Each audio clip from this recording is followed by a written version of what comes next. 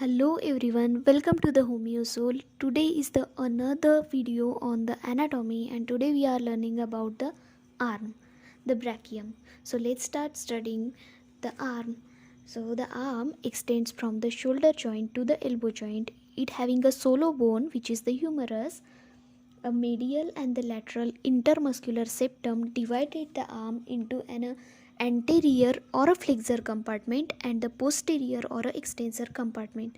Then the surface landmarks to remember about the arms are greater tubercle of the humerus, the shaft of the humerus, medial epicondyle of the humerus, and the lateral epicondyle of the humerus. The lateral epicondyle is less prominent than the medial epicondyle. Then the medial and the lateral supracondylar ridge, deltoid muscle, choracobrachialis, bicep brachii, a brachial artery, ulnar nerve, and the superficial cubital vein. Then the compartments of the arm. The arm is divided into the anterior and the posterior compartment by the extension of a deep fascia, which are called as the median and a lateral intermuscular septum.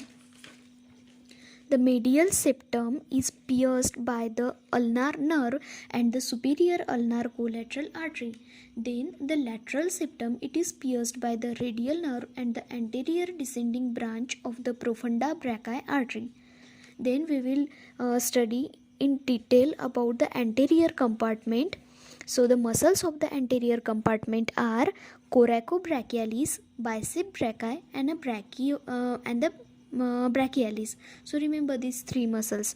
Then the important nerve of the anterior compartment is the musculocutaneous nerve.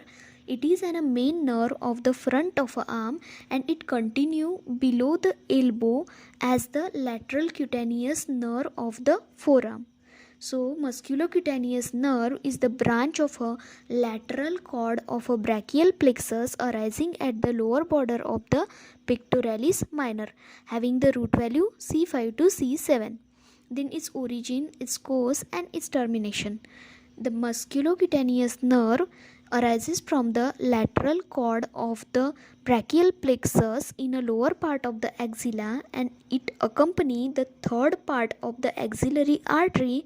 Then it enters the front of the arm where it pierces the choracobrachialis muscle, then run downward and laterally between the bicep brachii and the brachialis muscle. It terminates by continuing as the lateral cutaneous nerve of a forearm 2 cm above the bend of a elbow. Then the relations of the nerve. So anteriorly it is related to the pectoralis major muscle, posteriorly to the subscapularis muscle, medially to the axillary artery and a lateral root of a median nerve, and laterally to the choracobrachialis muscle. Then its branches: the muscular branch, then the cutaneous branch which supply the skin of the arm, then the articular branch. Articular branch is the elbow joint through its branch to the brachialis, and the shoulder joint through a separate branch which enter the humerus along with the nutrient artery. Then communicating branch: the musculocutaneous nerve communicates with the neighboring nerve, namely the superficial branch of the radial nerve, the posterior cutaneous nerve of the forearm, and the palmar cutaneous branch of a median nerve. Then we will discuss the brachial artery in a detail. So brachial artery is the continuation of the axillary artery. The beginning, course, and termination of the brachial artery is: it begins at the lower border of the teres major muscle, runs downward and laterally in front of the arm and cross the elbow joint. It ends at the level of the neck of the radius in a cubital fossa by dividing into its two terminal branches, that is the radial and the ulnar artery. Branches of the brachial artery. So there are total 7 branches of the brachial artery, and these are the muscular branch, profunda brachii artery, superior ulnar collateral branch, nutrient artery to the humerus, inferior ulnar collateral branch, and at the end it gives the 2 branches, that is the radial and the ulnar artery. So there are total 7 branches of the brachial artery.